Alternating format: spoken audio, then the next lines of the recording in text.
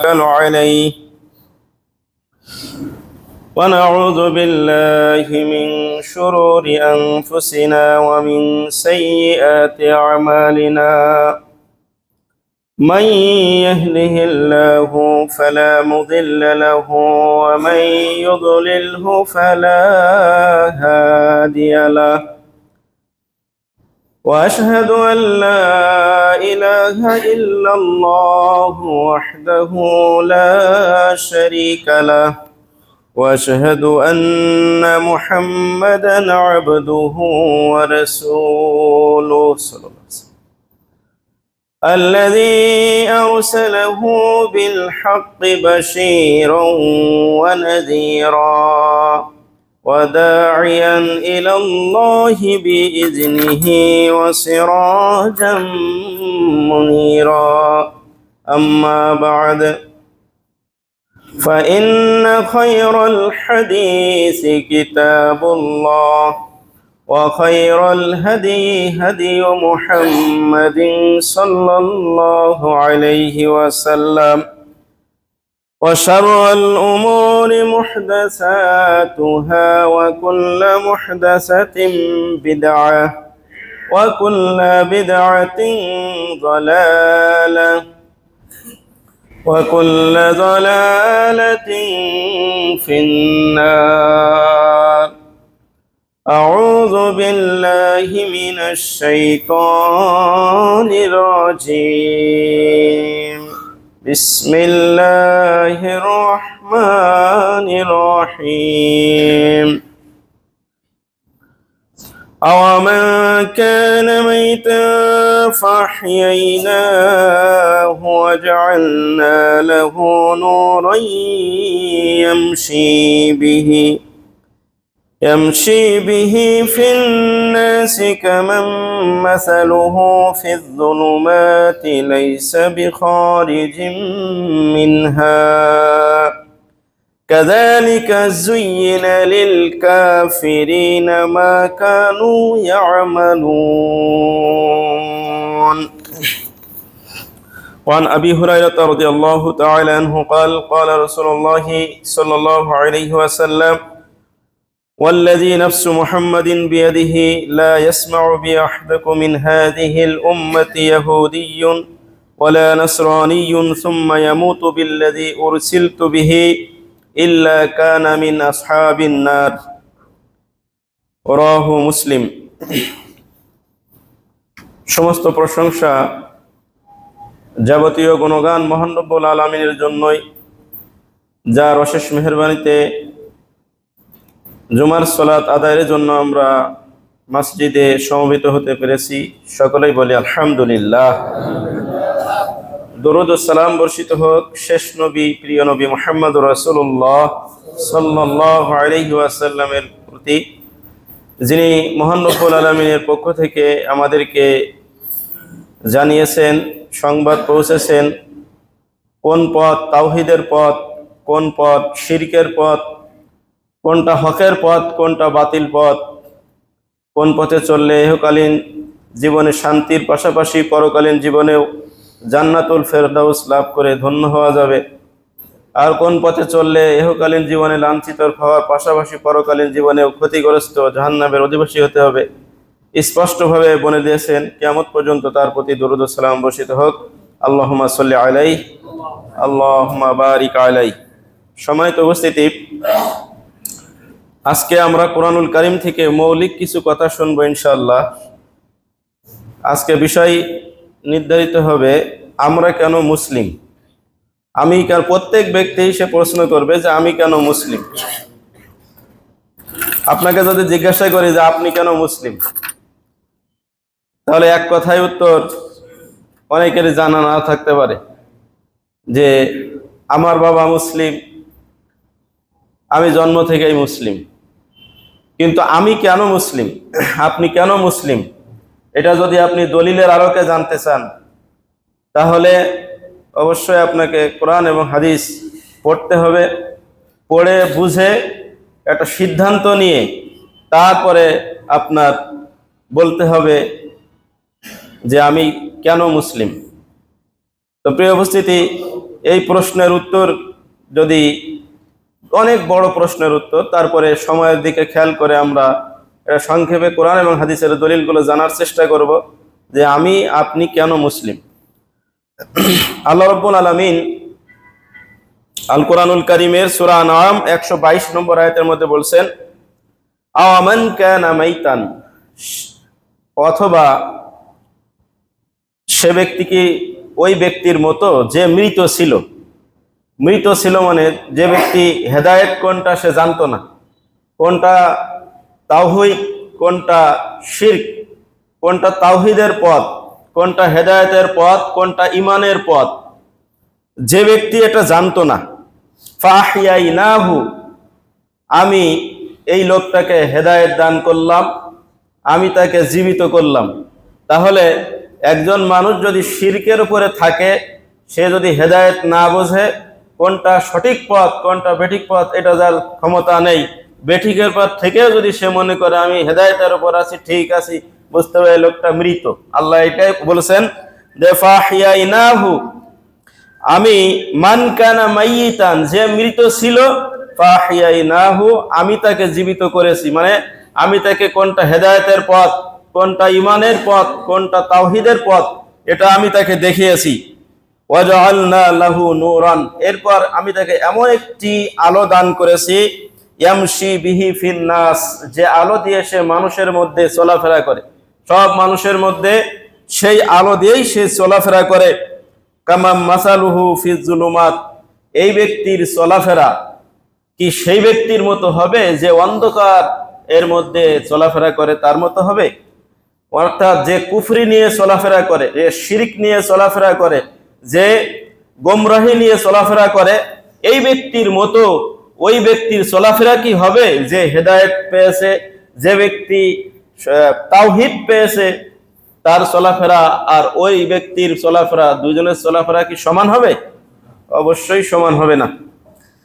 লাইসা বিখারিজিম মিন নার, যে ব্যক্তি হেদায়েত পায়নি, যে জাহান্নামের অধিবাসী, তার চলাফেরার মতো কি এই হেদায়েত প্রাপ্ত ব্যক্তির চলাফেরা হবে? আল্লাহ বললেন কাযালিকা যুয়িনা লিল কাফিরিন, এইভাবেই যারা কাফের তাদের আমলগুলোকে আমি সুশোভিত করে দেখিয়েছি, মা কানু ইয়ামালুন, যে আমল তারা করে। কাফেররা যে আমলগুলো করে, তাদের সে আমলগুলোকে আমি খুব ভালো করে দেখিয়েছি। দেখেন, এই যে আমাদের পাশে যে মন্দিরগুলো আছে, বেশি দূরে আমাদের যাওয়া লাগে না, এরা এই আমলগুলো করছে কত জাঁকজমক করে, কত টাকা পয়সা খরচ করে করতেছে। আল্লাহ বললেন যে যুয়িনা, আমি এটা তাদের চোখে খুব সুন্দর করে দেখিয়েছি।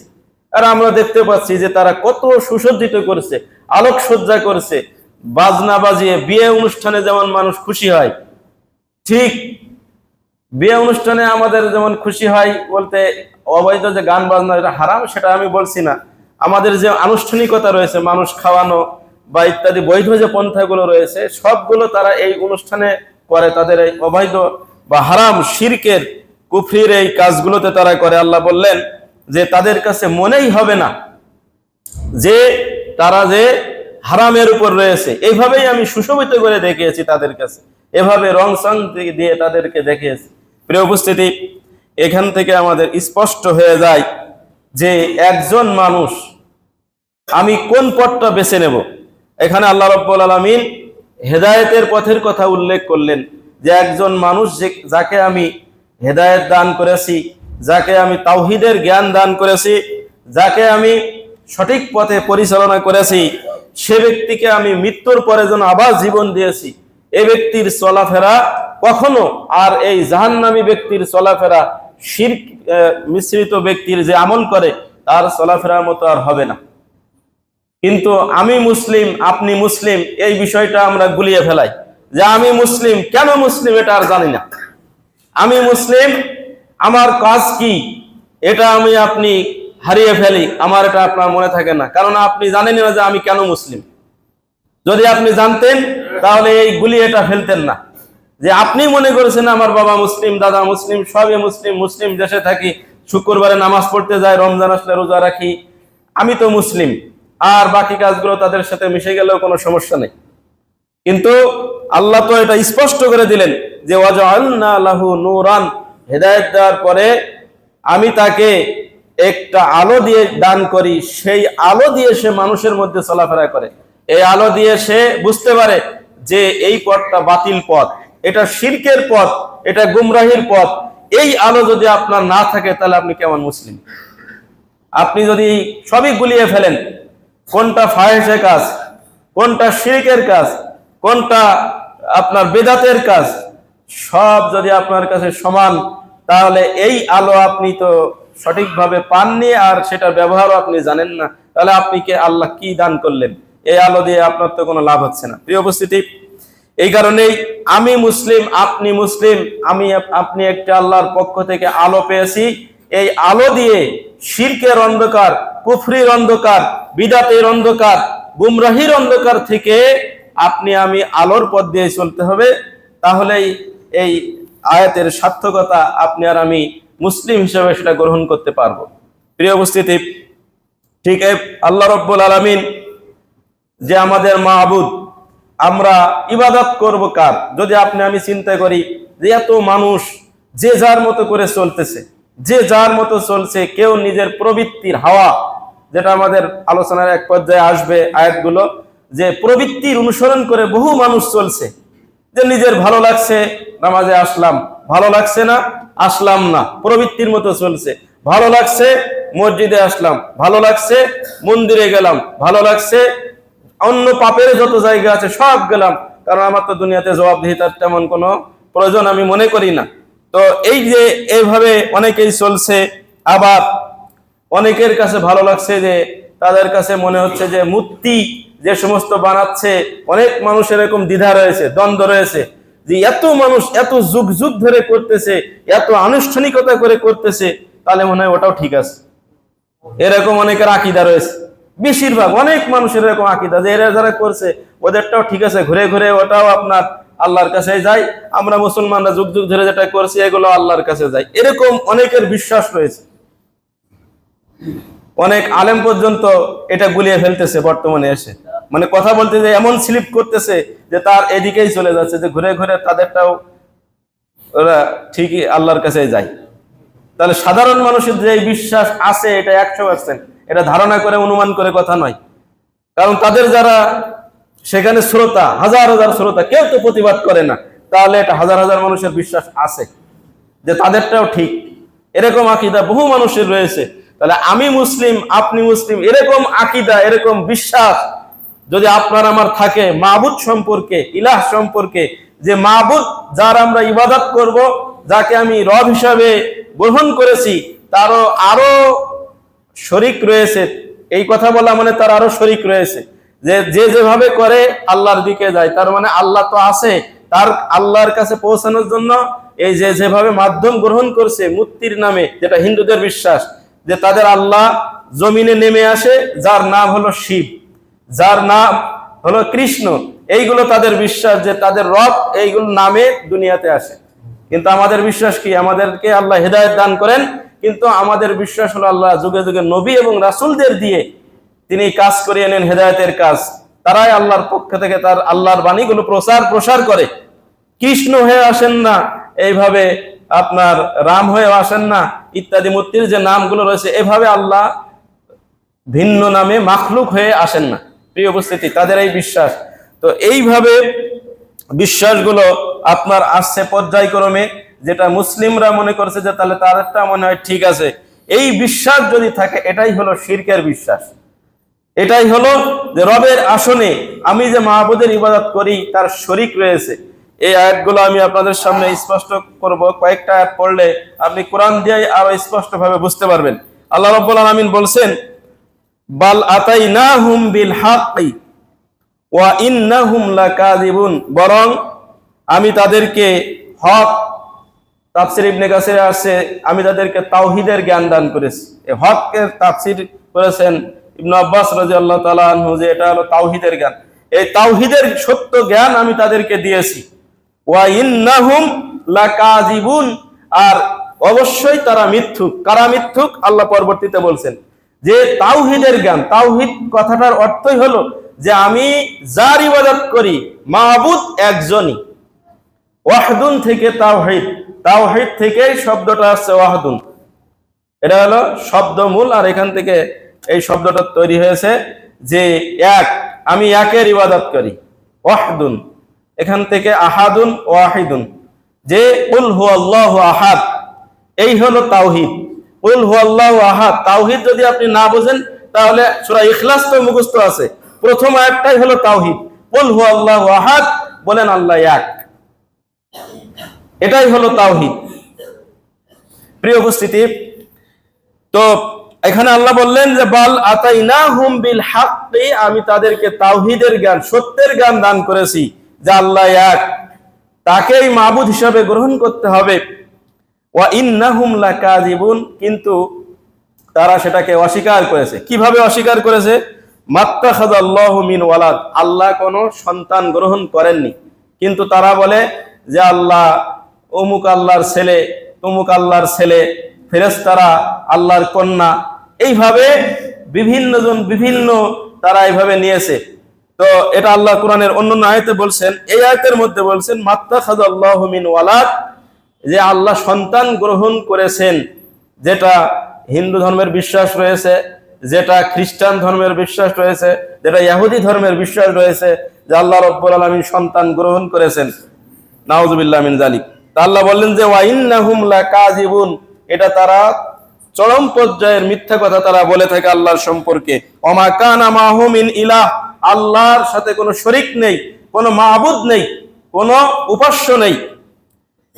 ইযাল্লা যাহাবা কুল্লু ইলাহিন, যদি আল্লাহর সাথে কোনো মাবুদ থাকতো, যদি আরো কোনো ইলাহ থাকতো, আল্লাহ বললেন লা যাহাবা কুল্লু ইলাহিন, প্রত্যেকটা মাবুদ, আরো যদি মাবুদ থাকতো তাহলে সেই অন্য মাবুদ যারা, তারা তো নিয়ে যেত বিমা খালাকা, সে যা সৃষ্টি করেছে। অন্যান্য মাবুদ যদি থাকতো, আল্লাহর মতো আরো যদি উপযুক্ত থাকতো, তাহলে সে মাবুদও তার যা সৃষ্টি, সে যেগুলো সৃষ্টি করেছে, এই সৃষ্টির ভাগ সেও নিয়ে চলে যেত। আল্লাহ নিজে বলেছেন ওয়ালা আলা বাযহুম আলা বাযিন, এবং এক আল্লাহ আরেক আল্লাহর উপরে তখন প্রভাব বিস্তার করত, ক্ষমতা খাটাতো। সুবহানাল্লাহ, আল্লাহ এ থেকে পবিত্র। আম্মা ইয়াসিফুন, যা তারা বর্ণনা করে, যা তারা বলে, এই আকীদা থেকে, এই বিশ্বাস থেকে যে আল্লাহ সন্তান গ্রহণ করেছেন, এই বিশ্বাস থেকে আল্লাহ অনেক পবিত্র। আল্লাহর যে শরীক রয়েছে, কোন মাবুদ রয়েছে, এই কথা থেকে আল্লাহ অনেক পবিত্র। সূরা মুমিনুন 90-91 নম্বর আয়াত। অন্য আয়াতে আল্লাহ রাব্বুল আলামিন বলছেন ওয়াকালাতিল ইয়াহুদু, ইহুদির যারা, তারা বলে উযাইরুন ইবনুল্লাহ, উযাইর হলো আল্লাহর ছেলে। নাউযুবিল্লাহি মিন যালিক। ওয়াকালাতিন নাসারা, নাসারা যারা খ্রিস্টান, তারা বলে আল মাসীহু ইবনুল্লাহ, ঈসা মাসীহ হচ্ছেন আল্লাহর পুত্র, আল্লাহর ছেলে। সূরা তাওবা 30 নম্বর আয়াত। নাউযুবিল্লাহি মিন যালিক। তাহলে ইহুদি, খ্রিস্টান, হিন্দু, এরা দেখেন এই বড় বড় যে ধর্মগুলো রয়েছে, এরা রব যে কুল হুয়াল্লাহু আহাদ, এই যে তাওহীদ, এটার মধ্যে তারা গড়মিল পাকিয়ে ফেলেছে। বিভিন্ন ভাবে তারা এইভাবে বিভ্রান্ত হয়েছে। তাফসীর কারকরা বলছেন, কতাদা রাদিয়াল্লাহু তাআলা আনহু বলছেন ইন্নামা ক্বালাতিল ইয়াহুদু যালিকা লিমা রাফাআল্লাহু আত-তাওরাতা মিন সুদুরিহিম, ইহুদিরা এই কথাটা বলা শুরু করলো যে উযাইর আল্লাহর ছেলে, তখনই বলা শুরু করলো যখন আল্লাহ রাব্বুল আলামিন তাদের অন্তর থেকে তাওরাতকে উঠিয়ে নিলেন। আল্লাহ রাব্বুল আলামিন তাওরাতের এই ইলমকে যখন তাদের অন্তর থেকে উঠিয়ে নিলেন, ফাকালু ইন্নামা আমলাহা আলাইনা উযাইরুন, যে উযাইর এসে আমাদেরকে আবার এই কিতাবের জ্ঞান দিয়েছে, কিতাব লিখে দিয়েছে, এই কিতাবকে আগের মতো আবার করে দিয়েছে। তার সব মুখস্থ ছিল, সে আগের মতো আবার করে দিয়েছে, সেটা যেভাবে আগে ছিল ওইভাবে আবার ফিরিয়ে দিয়েছে। এজন্য তারা বলল কি ফাহুয়া ইবনুল্লাহ, এই উযাইর হলো আল্লাহর ছেলে। নাউযুবিল্লাহি মিন যালিক। এই হলো তাফসীর ইবনে কাসিরের মধ্যে ব্যাখ্যা এসেছে 4 নম্বর খণ্ডে 357 পৃষ্ঠা। ঠিক এরকম ভাবে আব্দুল্লাহ ইবনে আব্বাস রাদিয়াল্লাহু তাআলা আনহু তিনি ব্যাখ্যা করেছেন ক্বালা তাইফাতু মিনাল ইয়াহুদ, ইহুদিদের একটা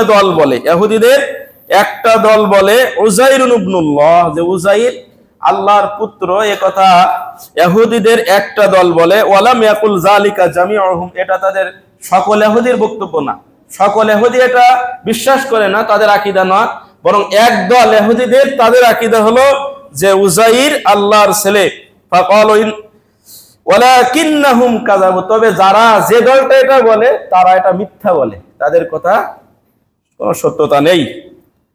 তাফসিরে তবারির মধ্যে এসেছে 14তম খণ্ডে 338 পৃষ্ঠায়।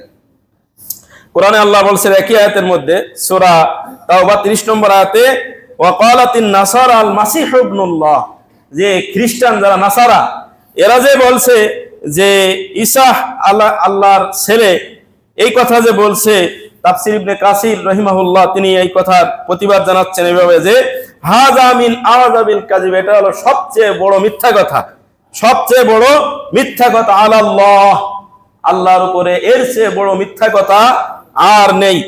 ফাইন্নাল্লাহা তাআলা লা ইয়াত্তাখিজ সাহিবাতান, কেননা আল্লাহ রাব্বুল আলামিন তিনি স্ত্রী গ্রহণ করেননি, কোনো ওয়ালা ওয়ালাদান, কোন সন্তানও গ্রহণ করেননি, যেটা সূরা ইখলাসের মধ্যে আমরা পড়ি লাম ইয়ালিদ ওয়া লাম ইউলাদ, তিনি কাউকে জন্ম দেননি, কারোর থেকে তিনি জন্মগ্রহণও করেননি।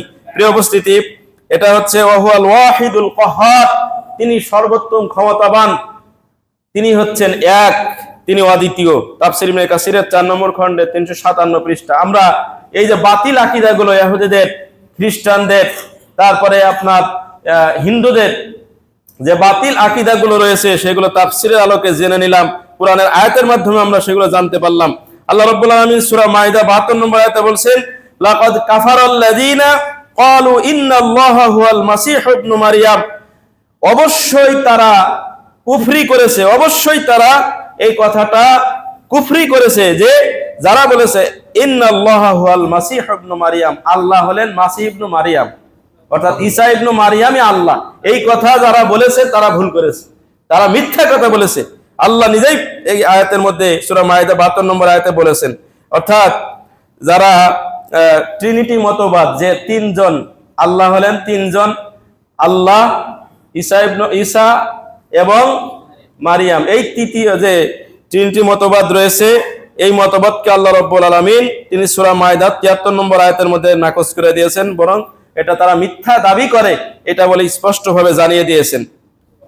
এজন্য রবের বিষয়ে আল্লাহ স্পষ্ট কোরআনে বলে দিয়েছেন, এখানে যে সন্দেহ করবে, মনে হয় এটা ঠিক, এর মনে হয় ভালোই করতেছে, একজনের সামনে খুব বড় অফিসার, আপনি তার ধন সম্পর্কে যখন কথা বলতে যান বা এই জাতীয়, আপনি পাশ কাটিয়ে যান, অর্থাৎ ওটাও ঠিক এরকম আপনি বোঝাতে চান কথায় ভাব ভঙ্গি দিয়ে, এটাও চলবে না। এটা হচ্ছে যে স্পষ্ট, আল্লাহ রাব্বুল আলামিন কোনো অস্পষ্ট রাখেনি রবের ব্যাপারে ধারণা। কোরআনুল কারিমে আল্লাহ রাব্বুল আলামিন আরো বলছেন সূরা মারিয়ামের 88 থেকে 92 নম্বর আয়াত, ওয়া ক্বালু ইত্তাখাযা রহমান ওয়ালাদা, তারা বলে যে রহমান আল্লাহ তিনি সন্তান গ্রহণ করেছেন। লাকাদ জিইতুম শাইআন ইদ্দা, এটা মহা বড় অন্যায়, একটা মারাত্মক ধরনের কথা এটা। তাকাদুস সামাওয়াতু ইয়াতাফাত্তারনা মিনহু, এই কথার ওজন, এটা এমন মারাত্মক পাপ অপরাধের কথা, এটা শুনে আসমান যেন ছিঁড়ে পড়ার উপক্রম হয়, যেন ফেটে পড়ার উপক্রম হয়। ওয়াতাশাক্কাকুল আরদ, জমিন যেন ফেটে যাবে, বিচ্ছিন্ন হয়ে যাবে, এই কথার এত মারাত্মক পাপ অন্যায় অপরাধের কথা এটা। ওয়া তাখিরুল জিবালু হাদ্দা, এই পাহাড়গুলো যেন খসে খসে পড়বে, এই কথার, এই পাপের ওজন এত বড় যে আল্লাহ সন্তান গ্রহণ করেছেন, এই কথা যে ওরা বলে তাদেরকে আল্লাহ এইভাবে জানিয়েছেন যে এত বড় মারাত্মক কথা, আকাশ, জমিন, পাহাড়, এগুলো যেন সব ভেঙে তছনছ হয়ে যাবে, চুরমার হয়ে যাবে, ধ্বংস হয়ে যাবে সবকিছু, এত মারাত্মক অন্যায়ের কথা এরা বলে যে আল্লাহ সন্তান গ্রহণ করেছেন। ওমা ইয়ামবাগি লির রহমানি আয়াত্তাখিযা ওয়ালা, আল্লাহ বলেন যে আল্লাহর পক্ষে কোনো সন্তান গ্রহণ করার প্রয়োজন নেই, এটা কোনো ধরনের কোনো শোভনীয় কোনো কাজ না। প্রিয় উপস্থিতি, সূরা মারিয়ামের মধ্যে আল্লাহ রাব্বুল আলামিন এইভাবে এত বড় অন্যায়ের কথা, এই ধারণা, এই বক্তব্য আল্লাহ এইভাবে উপস্থাপন করেছেন। অতএব এই বিষয়ে কোনো ধারণা করা যাবে না। যখন আমরা দেখলাম যে রব আল্লাহ রাব্বুল আলামিন, তখন আমি রবের খুঁজে আমি আল্লাহকে কেন রব হিসাবে গ্রহণ করলাম? কেননা সমসাময়িক পৃথিবীতে যত রব সম্পর্কে ভ্রান্ত ধারণা রয়েছে, এটা সব কিছু নাকচ করা হয়েছে, সব কিছু নাকচ করেছে। আপনি আল কোরআনুল কারীম যখনই খুলবেন আপনার রবের কথাই চলে এসেছে। প্রথমেই আলহামদুলিল্লাহি রাব্বিল আলামিন, সব প্রশংসা হচ্ছে সমস্ত বিশ্বের পালনকর্তা, সমস্ত বিশ্বের রব যিনি, তার জন্য। এখানে রবের কথা এসেছে যে আল্লাহ শুধু আমার, আল্লাহ শুধু মুসলমানদের তা নয়, আল্লাহ রাব্বুল আলামিন সারা পৃথিবীতে যা কিছু রয়েছে সব কিছুর রব তিনি, তার জন্য হলো সমস্ত প্রশংসা। রবের কথায় প্রথমেই আল্লাহ কুরআনুল কারীম দিয়েই শুরু করেছেন। প্রিয় উপস্থিতি, এখানে আল্লাহ রাব্বুল আলামিন আপনি আরেকটু যখন পড়বেন তখনই আপনার তাওহীদের কথা চলে এসেছে। সূরা ফাতিহার মধ্যে তাওহীদের কথা কি? তাওহীদ, আমরা তো মনে করি যে সূরা ইখলাসই শুধু তাওহীদ। সূরা ফাতিহার মধ্যে আল্লাহ রাব্বুল আলামিনের তাওহীদের কথা বলেছেন। এজন্য সূরা ফাতিহাকে উম্মুল কোরআন বলা হয়, কোরআনের মা। মানে যা কিছু কোরআনে আলোচনা করা হয়েছে, এই কোরআনুল কারীমের সূরা ফাতিহার মধ্যে সকল বিষয়ে আলোচনা করা হয়েছে। তার এখানে তাওহীদের বিষয়টা এটাও আলোচনায় বাদ পড়েনি। কেন সূরা ইখলাসকে 3 ভাগের 1 ভাগ বলা হয়, সুলুসুল কোরআন বলা হয়। কারণ কি? কোরআন যে 3টি বিষয় নিয়ে আলোচনা করা হয়েছে, তার একটি হলো তাওহীদ। এই তাওহীদ নিয়ে পুরা সূরাটাই আলোচনা করা হয়েছে, পুরা সূরাটাই আলোচনা করা হয়েছে। তো এখানে উম্মুল কোরআন বলা হয়েছে সূরা ফাতিহাকে, এই জন্য যে 3টি বিষয় আলোচিত হয়েছে তার 3টি বিষয়েই এই সূরার মধ্যে আলোচিত হয়েছে। প্রিয় উপস্থিতি, এই সূরার মধ্যে তাওহীদের কথা হলো ইয়্যাকা না'বুদু ওয়া ইয়্যাকা নাস্তাঈন। ইয়্যাকা না'বুদু, না ইবাদত, ইবাদত একমাত্র করব কার? আল্লাহ। এটাই হলো তাওহীদ। যে ইবাদতটা করতে গিয়ে যদি আপনি এবার নানান জনের ইবাদত করেন, যেটা আমাদের সমাজের মানুষ ভুল করতেছে, যে যেভাবে যে যার ইবাদত করুক আল্লাহর কাছে যে পৌঁছাবে। এটা আমাদের বহু, এই মসজিদে নামাজ পড়াও হানাফি মুসল্লি আছে, তার সাথে কথা বলে আমি জানতে পেরেছি যে আপনারা তো এক লাইনে আছেন, আমরা এক লাইনে আছি। যে যেভাবে করে একদিকে ঘুরে শেষে আল্লাহর কাছে পৌঁছাবে। নাউযুবিল্লাহ মিন যালিক। এটা তো সেই হিন্দুদের কথার মতো হয়ে যায়। তো এরকম আকীদা মানুষ অনেক রয়েছে। তো ইয়্যাকা না'বুদু ওয়া ইয়্যাকা নাস্তাঈনের মানে কি? এর মানেই হচ্ছে যে এটাই তাওহীদ, একমাত্র হতে হবে, একমাত্রই আল্লাহর জন্য আপনার ইবাদতটা হতে হবে। এই আর সাহায্য চাওয়া। দ্বিতীয় কথা হচ্ছে ইয়্যাকা নাস্তাঈন, আপনি বিপদে পড়বেন, জীবনের যাবতীয় সমস্যা, এক হলো যাবতীয় ইবাদত। আপনি ইবাদত বলতে যাই কিছু করেন সব আল্লাহর জন্য, আর আপনার জীবনে চলতে গিয়ে যত বিপদ আসে সকল বিপদে সাহায্য চাবেন একমাত্র আল্লাহর জন্য। এটা হলো ইয়্যাকা নাস্তাঈন। জীবনের যত ক্ষেত্র আসুক, যত সমস্যা আসুক, সকল সমস্যায় আপনি একমাত্র সাহায্য আল্লাহর কাছে চাইতে হবে। এখানে মাজারে যায় মানুষ, মাজারে যায় সাহায্য চাই। এখানে মানুষ বলে যে ডাক্তারটা খুব ভালো ছিল, নাহলে আমার এই হতো না, মাঝিটা খুব ভালো ছিল, নাহলে এখান থেকে মুক্তি পাওয়ার উপায় ছিল না। তাহলে ইয়্যাকা নাস্তাঈন আপনি কি পড়েন? ইয়্যাকা নাস্তাঈন মানে হলো জীবনের যাবতীয় সমস্যায় একমাত্র সমাধান আল্লাহর কাছে, সাহায্য একমাত্র চায় আল্লাহর কাছে। আরবি ব্যাকরণ অনুযায়ী ফেলটা আগে আসে, কাজটা আগে আসে। নাস্তাঈন ও ইয়্যাকা হওয়ার কথা ছিল, কিন্তু এখানে আগে আমরা বলি ইয়্যাকা, তারপরে বলে নাস্তাঈন। তার মানে যাই কিছু হোক শুধুমাত্র কেবলমাত্র একমাত্র আপনার কাছেই চাবো, আর কারোর কাছে না। এই জন্যই ফেলটার আগে এই মাফুলটাকে নিয়ে আসা হয়েছে। প্রিয় উপস্থিতি, যেটা বলছিলাম যে শুধুমাত্র রবের ধারণা বা তাওহীদ, এই যে জ্ঞান, আমরা এই জ্ঞানটার মধ্যে পার্থক্য না করার কারণে আমরা আমাদের আকীদার ভিতরে আমাদের রবের ক্ষেত্রে আমরা তালগোল পাকিয়ে ফেলতেছি। রবের প্রতি বিশ্বাস ওইভাবে রাখতে পারি না যেভাবে রাখা দরকার। প্রিয় উপস্থিতি, যদি আপনি কুরআনুল কারীম সূরা ফাতিহার পরে দেখি যে লা যালিকাল কিতাবু লা রাইবা ফি, এই কোরআনে কোনো সন্দেহ নেই, তাহলে কোরআন যখন আপনি পড়তেছি যে সন্দেহ মুক্ত একটা কিতাব আল্লাহর পক্ষ থেকে এসেছে, তাহলে এটা আপনাকে আমাকে মেনে নিতে হবে।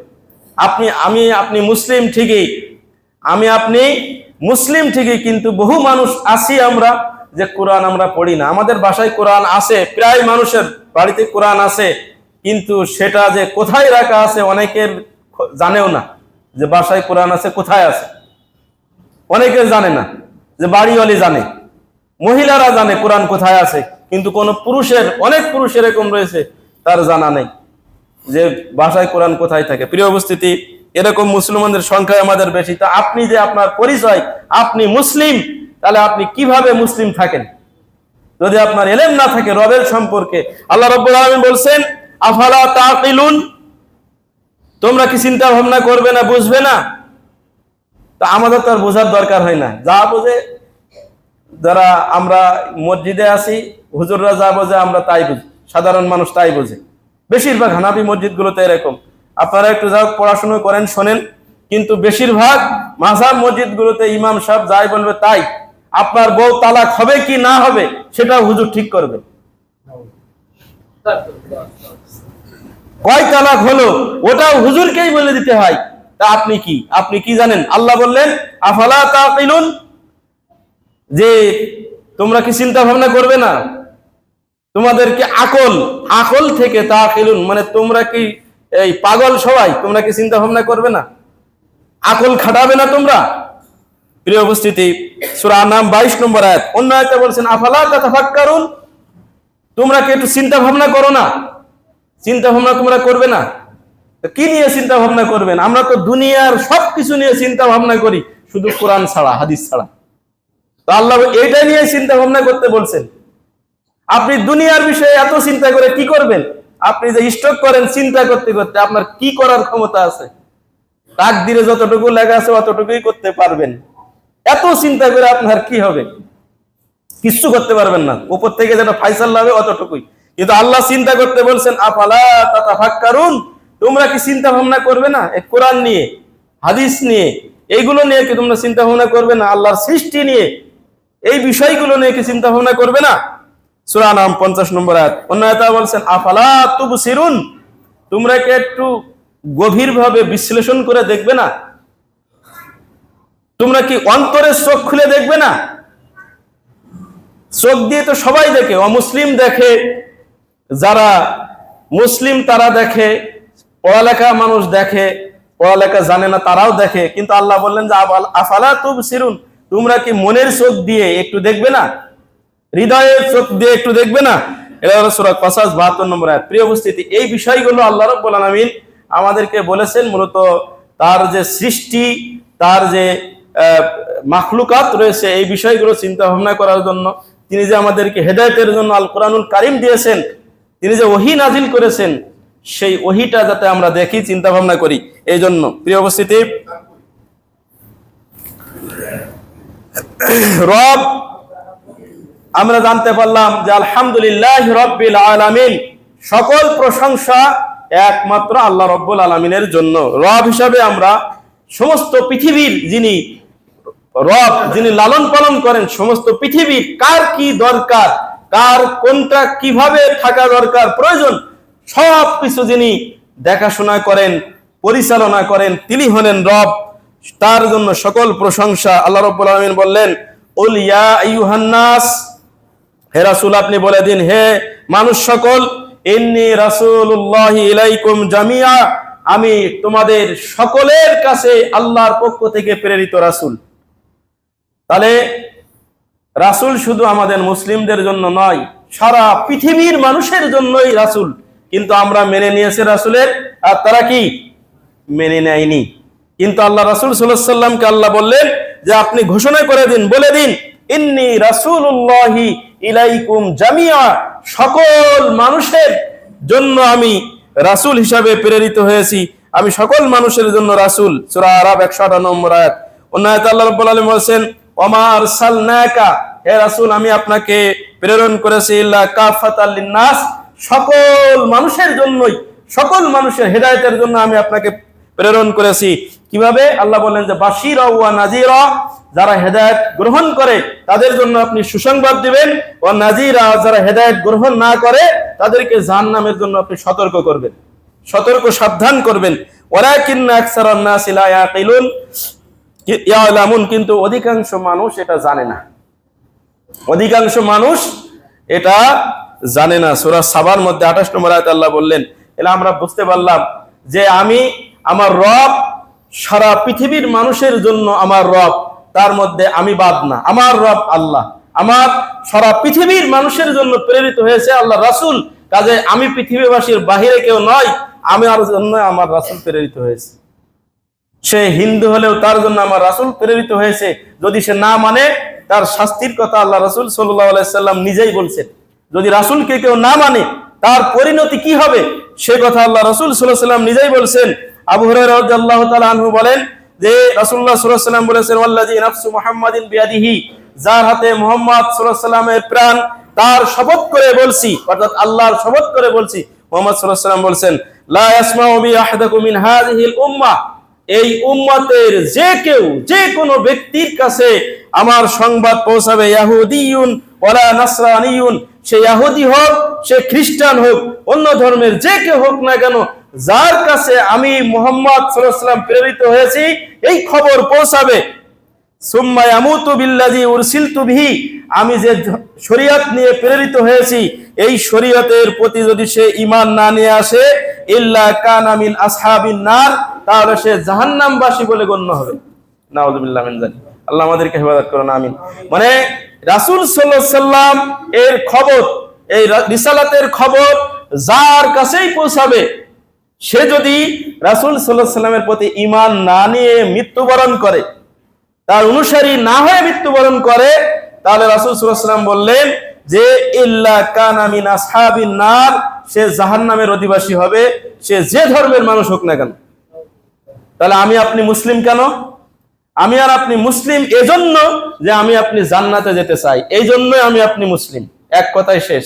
আমি আপনি মুসলিম এজন্য যে আমি আপনি জান্নাতে যেতে চাই, এই জন্য এত ধর্ম, এত মতবাদ, এত কিছু থাকার পরেও আমি আর আপনি ইসলাম গ্রহণ করে মুসলিম হয়েছি। কেননা রাসূল সাল্লাল্লাহু আলাইহি ওয়াসাল্লাম বললেন, যার কাছে এই খবর পৌঁছাবে, সে যদি এটা মেনে না নেয়, তাহলে ইল্লা কানা মিন আসহাবিন নার, সে জাহান্নামী হবে। সে জাহান্নাম থেকে বাঁচার জন্যই আপনি আর আমি মুসলিম। না আপনাদের কারো সন্দেহ আছে যে আমি জান্নাতে যেতে চাই, এর কথা আমি একমত না। এই জন্যই যে আমি আপনি জান্নাত যে যেতে চাই, সেজন্যই মুসলিম। এখন আপনি এই আল্লাহর নূর, এ থেকে অন্য পথ অবলম্বন করেন, আর আপনি বোঝেন আর না বোঝেন সেটা আপনার বিষয়। তবে আল্লাহ রাসূল সাল্লাল্লাহু আলাইহি ওয়াসাল্লাম এটাই বলেছেন যে তার যারা অনুসারী হবে, তার যারা অনুসারীর দাবিদার হবে, তাদের লক্ষ্য উদ্দেশ্য একটাই, যে তারা জান্নাতে যাবে। এটাই হবে তাদের লক্ষ্য উদ্দেশ্য। এটা সহিহ মুসলিমের হাদিস, 153 নম্বর হাদিস, মিশকাতের 10 নম্বর হাদিস। অন্য একটি হাদিসে আল্লাহ রাসূল সাল্লাল্লাহু আলাইহি ওয়াসাল্লামের সাহাবী জাবের রাদিয়াল্লাহু তাআলা আনহু থেকে হাদিস বর্ণিত হয়েছে যে তিনি বলছেন, ওমর বিন খাত্তাব রাদিয়াল্লাহু তাআলা আনহু একদিন আল্লাহ রাসূল সাল্লাল্লাহু আলাইহি ওয়াসাল্লামের কাছে এসে বললেন যে আমি ইহুদিদের যে কথাগুলো শুনি, ইহুদিদের সেই কথাগুলো শুনলে তাদের কিছু কথা আছে যেগুলো খুব ভালো লাগে। ইহুদিদের কিছু কথা শুনলে খুব ভালো লাগে, ওগুলো কি তাহলে লিখে রাখবো? কে বললেন? ওমর ইবনে খাত্তাব রাদিয়াল্লাহু তাআলা আনহু আল্লাহ রাসূল সাল্লাল্লাহু আলাইহি ওয়াসাল্লামের কাছে বললেন যে তাদের কিছু কথা আছে খুব ভালো লাগে, তাহলে কি তাদের সেই কথাগুলোকে লিখে রাখবো?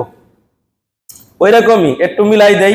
সেটা হচ্ছে যে এক বক্তা, সে শিরকের সাথে জড়িত, বেদাতের সাথে জড়িত। এখন আপনি মনে করেন যে আমি তো সহি আকীদার মানুষ, তাহলে আমি তার কিছু কথা শুনি, সে তো কিছু ভালো কথাও বলে। এরকম যে ইহুদিদের কিছু কথা আছে যেগুলো খুব ভালো মনে হয়, তাহলে সেই কথাগুলো লিখে রাখি। আল্লাহ রাসূল সাল্লাল্লাহু আলাইহি ওয়াসাল্লাম জবাব দিচ্ছেন, আমুতাহাউইকুনা আনতুম কামা তাহাওয়াকাতিল ইয়াহুদ ওয়ান নাসারা, যে তোমরা কি তোমাদের দ্বীনের ব্যাপারে এমন দ্বিধাগ্রস্ত হয়ে গেলে যেরকম দ্বিধাগ্রস্ত হয়েছে ইহুদি এবং খ্রিস্টানরা। ইহুদি নাসারা, ইহুদি খ্রিস্টান, তারা যেমন তাদের ধর্মের বিষয়ে দ্বিধাগ্রস্ত, অনেক মুসলিম কিন্তু আমাদের দিন নিয়ে এখনো দ্বিধাগ্রস্ত রয়েছে যে আমাদেরটা ঠিক না ওদেরটা ঠিক, তাহলে দুটোই ঠিক, মানে এরকম আর কি, যে এটাও আল্লাহর কাছে যায়, ওটাও ঘুরে ঘুরে আল্লাহর কাছে যায়। এই যে কথাগুলো আছে, দ্বিধাগ্রস্ত ব্যক্তি, এ মূলত দ্বিধাগ্রস্ত ব্যক্তি আকীদার ক্ষেত্রে, এই জন্য এরকম মনে করে। আল্লাহ রাসূল সাল্লাল্লাহু আলাইহি ওয়াসাল্লাম হাদিসে সমাধান দিচ্ছেন, আমুতাহাউইকুনা আনতুম কামা তাহাওয়াকাতিল ইয়াহুদ ওয়ান নাসারা, ইহুদি নাসারা তারা যেমন তাদের ধর্মের বিষয়ে দ্বিধাদ্বন্দ্ব, তারা দ্বিধাগ্রস্ত, তোমরা কি সেরকম দ্বিধাগ্রস্ত হয়েছো? লাকাদ জিতুকুম বিহা বাইদা নাকিয়া, আমি তোমাদের কাছে স্বচ্ছ পরিষ্কার, যার মধ্যে অন্য হাদিসে এসেছে লাইলুহা কা নাহারিহা, যার দিন রাত সমান, কোনো অস্পষ্টতা নেই, এমন একটি স্বচ্ছ ধর্ম তোমাদের কাছে নিয়ে এসেছি। সুবহানাল্লাহ। ওয়ালাউ কানা মুসা হাইয়ান, ইহুদীদের কথা বলতেছো।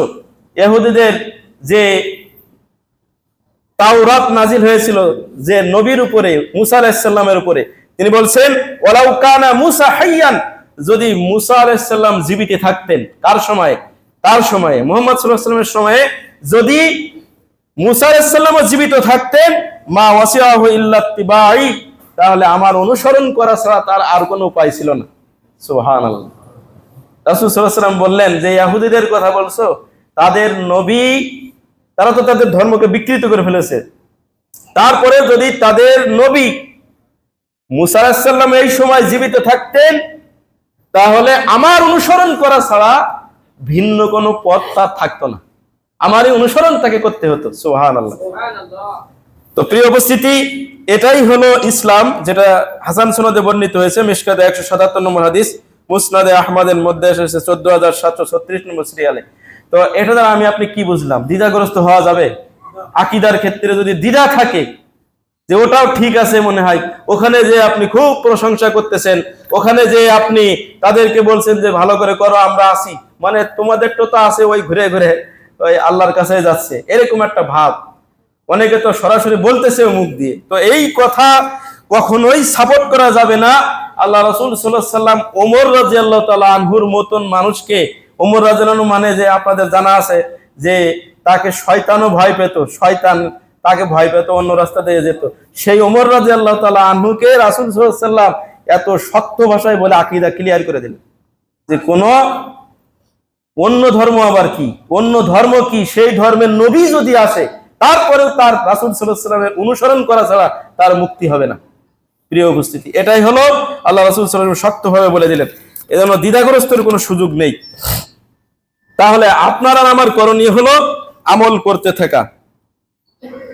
আচ্ছা, কোরআন তো আমাদের জীবনে যে কোরআনটা আসলে আমরা কিভাবে দেখব? কোরআনটাকে প্রত্যেক মুসলিম যারা আমরা দাবি করি, নিজেদেরকে যারা আমরা মুসলিম বলি, এই কোরআনটা এমন ভাবে মনে করতে হবে আপনার আমার জন্য হুদাল্লিল মুত্তাকিন, এটা মুত্তাকি যারা, আল্লাহ ভীরু মানুষ যারা, জান্নাতের মানুষ যারা, তাদের পথ দেখাবে এই কোরআন।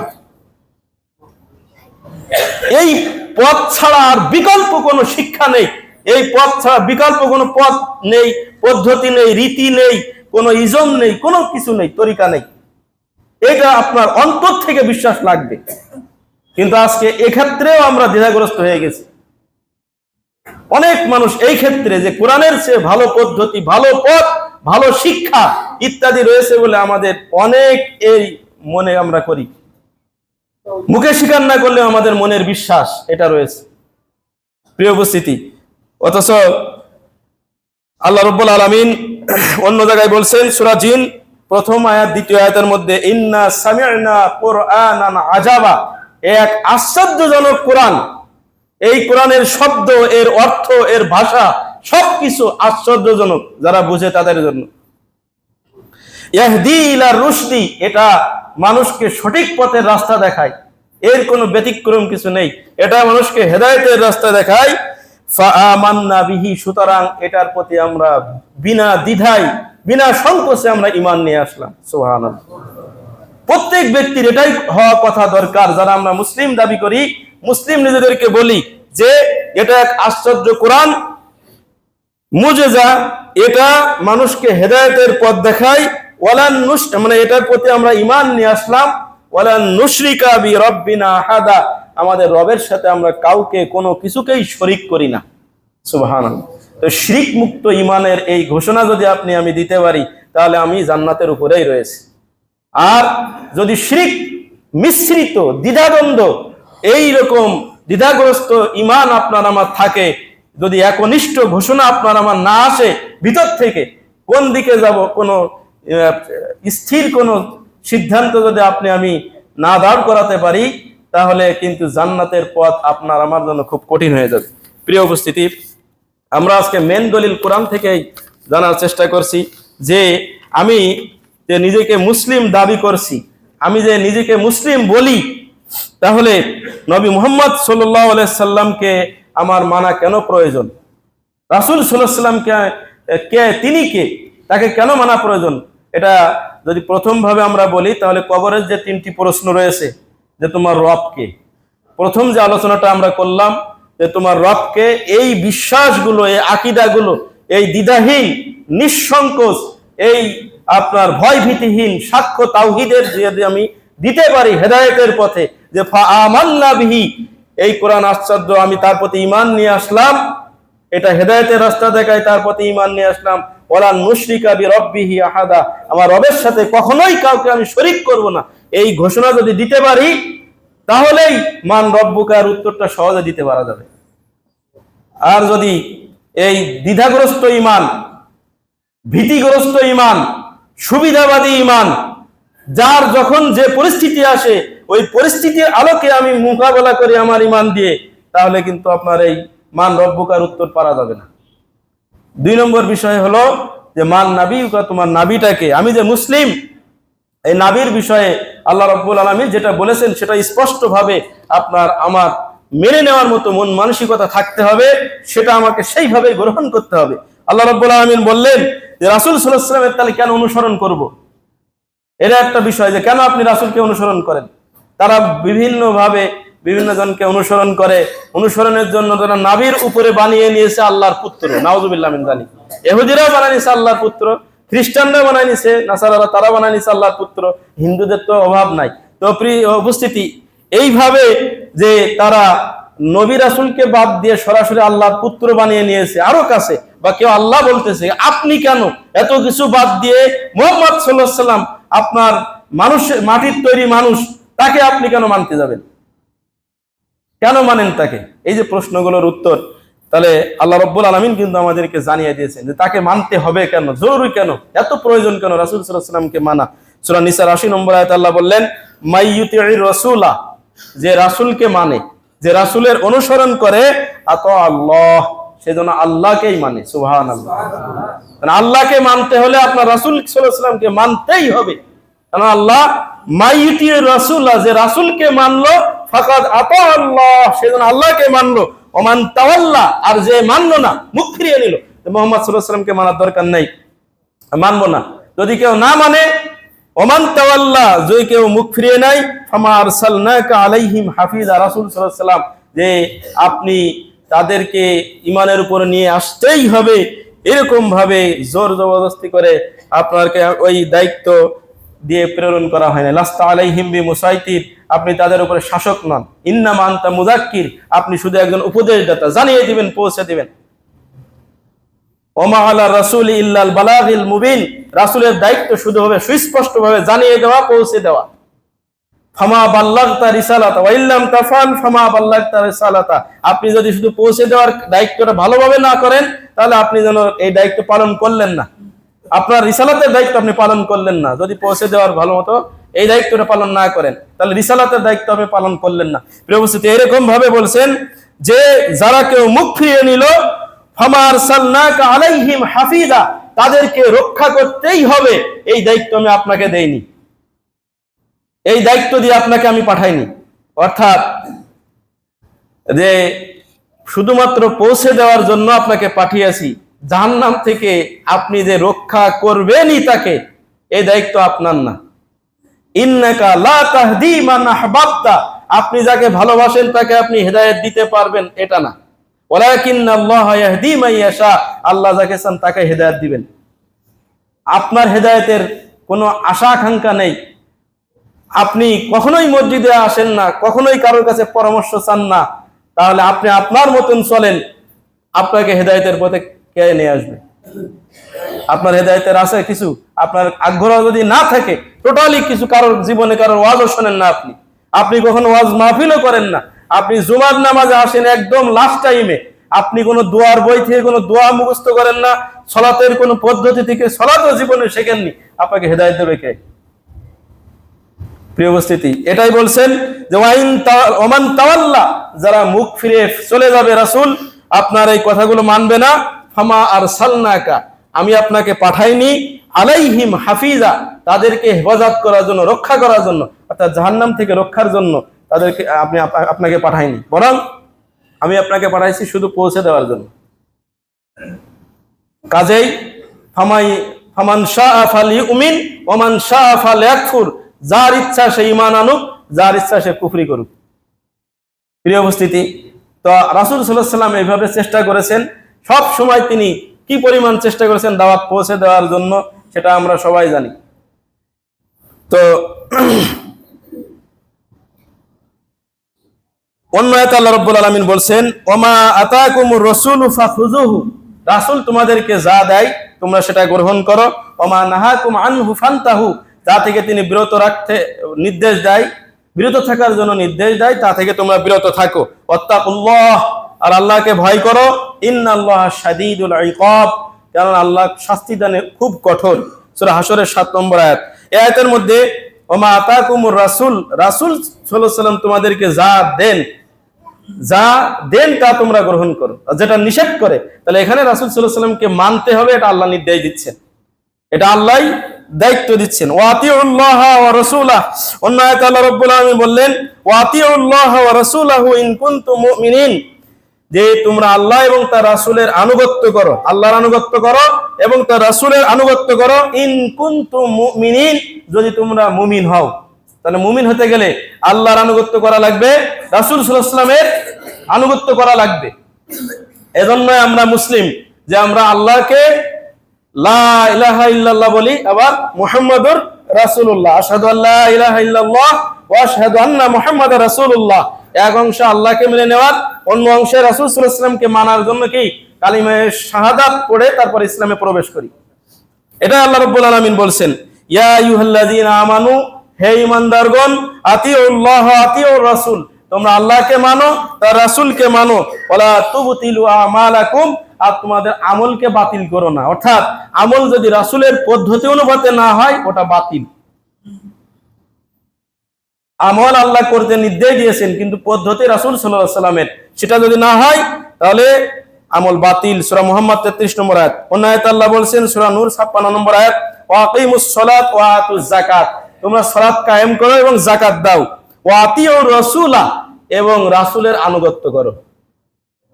মানে এখানে সালাত যাকাত ফরজ করেছেন আল্লাহ রাব্বুল আলামিন, কিন্তু পদ্ধতি শিখাবেন কে?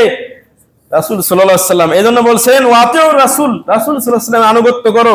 লাআল্লাকুম তুরহামুন, তাহলেই তোমরা রহমত প্রাপ্ত হবে, দয়া প্রাপ্ত হবে। তাহলে দয়া প্রাপ্ত হতে গেলে আপনার রাসূল সাল্লাল্লাহু আলাইহি ওয়াসাল্লামকে, মুক্তি প্রাপ্ত হতে গেলে, দয়া প্রাপ্ত হতে গেলে রাসূল সাল্লাল্লাহু আলাইহি ওয়াসাল্লামের আনুগত্য করতে হবে। অন্য আয়াতে আল্লাহ বলছেন সূরা আহজাব 40 নম্বর আয়াত, মা কানা মুহাম্মাদুন আবা আহাদিম মির রিজালিকুম, মুহাম্মদ সাল্লাল্লাহু আলাইহি ওয়াসাল্লাম তোমাদের কোন পুরুষের পিতা নন। ওয়ালাকিন রাসূলুল্লাহি ওয়া খাতামান নাবিয়্যিন, কিন্তু তিনি আল্লাহর রাসূল এবং তিনি হলেন সর্বশেষ নবী। প্রিয় উপস্থিতি, এজন্যই আমাদের রাসূল সাল্লাল্লাহু আলাইহি ওয়াসাল্লামকেই মেনে নিতে হবে, তার অনুপাতেই, সে যেভাবে পদ্ধতি আমাদেরকে শিখিয়ে দিয়েছেন সেই পদ্ধতি অনুপাতেই আমাদেরকে কাজ করতে হবে, আমল করতে হবে, নাহলে সেটা বাতিল হবে। তাহলে আমাদের কাজটা কি হবে? আমাদের কাজ সম্পর্কে বলি। আল্লাহ বললেন ওমা খলাকতুল জিন্না ওয়াল ইনসা ইল্লা লিয়াবুদুন, মুসলিম হিসেবে আমাদের কাজ ওমা খলাকতুল জিন্না, আমি মানুষ এবং জিনকে সৃষ্টি করেছি, ইল্লা লিয়াবুদুন, একমাত্র আমার ইবাদত করবে তারা। এই জন্যই আল্লাহর ইবাদত করার জন্য আল্লাহ সৃষ্টি করেছেন। সূরা জারিয়াত 56 নম্বর আয়াত। অন্য আয়াতে আল্লাহ রাব্বুল আলামিন বলেন ওয়াহুয়াল্লাযী জাআলাকুম খলাইফাল আরদ, যিনি তোমাদেরকে দুনিয়ার প্রতিনিধি করেছেন। ওয়া রাফা বাযাকুম ফাওকা বায, একজনের উপরে আরেকজনের মর্যাদা দিয়েছেন, দারাজাত। লিয়াবলুয়াকুম ফীমা আতাকুম, যে আল্লাহ রাব্বুল আলামিন তোমাদেরকে পরীক্ষা করবেন, যেগুলো তিনি তোমাদেরকে দিয়েছেন তার উপরেই পরীক্ষা করবেন। আপনাকে আল্লাহ যে অবস্থানে রেখেছেন ওই অবস্থার উপরে ভিত্তি করেই আপনাকে পরীক্ষা করবেন। আপনাকে সরকার কেন আপনি হলেন না, এই জন্য আপনার পরীক্ষা হবে না। আপনাকে যে অবস্থানে রেখেছেন ওই অবস্থানে আপনার পরীক্ষা করা হবে। ইন্না রাব্বাকা সারিউল ইকাব, কারণ আল্লাহ শাস্তি দানে খুব কঠোর। ওয়া ইন্নাহু লাগফুরুর রহিম, নিশ্চয় আল্লাহ রাব্বুল আলামিন তিনি ক্ষমাশীল, দয়াশীল। আনআম 156 নম্বর আয়াত। আল্লাহ রাব্বুল আলামিন অন্য আয়াতে বলেন সূরা বাকারা 281 নম্বর আয়াত, ওয়াত্তাকু ইয়াওমান, ওই দিনকে তোমরা ভয় করো, তুরজাউনা ফীহি ইলাল্লাহ, যে দিনে তোমরা আল্লাহর কাছে ফিরে যাবে। সুম্মা তুওয়াফা কুল্লু নাফসিম মা কাসাবাত, যা কিছু তোমরা এই দুনিয়ায় করতে সেইগুলোই তোমাদেরকে পরিপূর্ণভাবে বুঝিয়ে দেওয়া হবে। ওয়াহুম লা ইউজলামুন, কারোর প্রতি কোনো জুলুম করা হবে না। দুনিয়ার হিসাব আমল যা আমরা করেছি সেই অনুপাতেই আমাদের বিচার হবে, কেউ জুলুমের শিকার হবে না। আল্লাহ রাব্বুল আলামিন সূরা জিলজাল ৭-৮ নম্বর আয়াতে বলেছেন, ফামা ইয়ামাল মিসকালা যারাতিন খায়রান ইয়ারা, যে ভালো কিছু করে সে ব্যক্তি সেটা দেখতে পাবে। ওমা ইয়ামাল মিসকালা যারাতিন শাররান ইয়ারা, যে খারাপ কিছু অনুপরিমাণ সামান্য পরিমাণ খারাপ কোনো কিছু করলে সেও তা দেখতে পাবে। প্রিয় উপস্থিতি, আমাদের কর্তব্য হলো সেইভাবে আমলগুলো করা। অন্য আয়াতে আল্লাহ রাব্বুল আলামিন সূরা নাহাল ৩২ নম্বর আয়াতে বলছেন, আল্লাযীনা তাওয়াফাহুমুল মালায়েকাতু তাইয়্যিবিন, পবিত্র থাকা অবস্থায় আল্লাহ যাদেরকে মৃত্যু দিবেন। পবিত্র মানে আপনি হালাল ইনকামের উপর রয়েছেন, আপনি ফরজ আমলের উপরে রয়েছেন, এই অবস্থায় যদি আপনার মৃত্যু হয়, ইয়াকুলুনা, তখন তারা বলবে, সালামুন আলাইকুম, তোমাদের জন্য শান্তি, সালাম, উদখুলুল জান্নাহ, তোমরা জান্নাতে প্রবেশ করো, বিমা কুনতুম তা'মালুন, তোমরা যে আমলগুলো করে এসেছো সেই আমলের বদৌলতে তোমরা জান্নাতে প্রবেশ করো। সুবহানাল্লাহ। সালাম দিয়ে ফেরেশতারা জান্নাতে পাঠিয়ে দিবেন। প্রিয় উপস্থিতি, আর যদি তাওহীদের উপর কেউ না অটল থাকে, যদি শিরকের সাথে আপোষ করে মিশে যায়, কৌশল অবলম্বন করে, যদি দ্বিধাহীন তাওহীদে না থেকে কেউ আমল করে, আল্লাহ রাব্বুল আলামিন বলেছেন, ইন্নাহু মাইয়ুশরিক বিল্লাহ, নিশ্চয়ই যারা আল্লাহর সাথে শিরক করে, ফাকাদ হারামাল্লাহু আলাইহিল জান্নাহ, আল্লাহ তার জন্য জান্নাতকে হারাম করে দিবেন। ওয়া মাওয়াহুন নার, তার থাকার জায়গা হবে জাহান্নাম। ওয়া মা লিজ জালিমিনা মিন আনসার, জালেমদের জন্য কোনো সাহায্যকারী নাই। সূরা মায়েদা ৭২ নম্বর আয়াত। সর্বশেষ বলি যে আমল করার ক্ষেত্রে যে আমার ভালো লাগছে আমি এটা করব, রাসূল সাল্লাল্লাহু আলাইহি সাল্লামের মানতে হবে, অনেক জ্ঞান দরকার, খোঁজা দরকার, কত কিছু ঝামেলার মধ্যে আমি যেতে পারবো না, আমি যেটা বুঝি সেটাই করব, আমার মন মতো আমি করব, এটাকে বলা হয় প্রবৃত্তির অনুসরণ। আল্লাহ রাব্বুল আলামিন বলেছেন, ফালা তাত্তাবিউল হাওয়া, তুমি তোমার নিজের মন মতো সবকিছু করতে যেও না, সবকিছু তোমার মন মতো হবে তা নয়। ওয়ালা তাত্তাবিউল হাওয়া, কুপ্রবৃত্তির অনুসরণ করবে না। এটা সূরা নিসার ১৩৫ নম্বর আয়াতের মধ্যে আল্লাহ বললেন। অন্য আয়াতে সূরা সাদ ২৬ নম্বর আয়াতে বলছেন, ওয়ালা তাত্তাবিউল হাওয়া, কুপ্রবৃত্তির অনুসরণ করবে না, ফায়ুযিল্লুকা আন সাবিলিল্লাহ, নিজের মন মতো সবকিছু করতে গেলেই এই কুপ্রবৃত্তি তোমাকে সাবিলিল্লাহ, আল্লাহর পথ থেকে তোমাকে বিচ্যুত করে দিবে। ইন্নাল্লাযীনা ইয়াযিল্লুনা আন সাবিলিল্লাহ, আর যারা আল্লাহর পথ থেকে বিচ্যুত হয়ে যায়, লাহুম আযাবুন শাদীদ, তাদের জন্য রয়েছে কঠিন শাস্তি। বিমা নাসু ইয়াউমাল হিসাব, এর কারণ হলো যে তারা পরকালকে ভুলেছিল, পরকালে জবাবদিহিতা করতে হবে, আল্লাহর সামনে দাঁড়াতে হবে, এই ভয় না নিয়ে তারা যে আমল করেছে নিজের মন মতো করে, যার কারণে তাদের এই শাস্তির সম্মুখীন হয়েছে, তারা পথভ্রষ্ট হয়ে গেছে। প্রিয় উপস্থিতি, আল্লাহ আমাদেরকে এ থেকে হেফাজত করুন, বলুন আমিন। আল্লাহ রাব্বুল আলামিন আমাদেরকে নিজেদেরকে তাওহীদের উপরে অটল থেকে, আমি যে মুসলিম, এই মুসলিম আমার পরিচয়, এই পরিচয়টা যাতে আমি সুন্দর করে বহন করতে পারি, এটা আল্লাহ রাব্বুল আলামিন সর্বস্তরে বুক ফুলিয়ে সাহসে আমার তাওহীদের ঘোষণা যেন সবখানে আমি দিয়ে আসতে পারি। এই অটল ঈমান, এই মজবুত তাওহীদ নিয়ে আল্লাহ রাব্বুল আলামিন আমাকে বাঁচায় রাখুন, সবাইকে বাঁচায় রাখুন, আমিন। সবাইকে আল্লাহ রাব্বুল আলামিন তাওহীদের স্বীকৃতি সকল স্থানে প্রয়োগ করার মতো স্বচ্ছ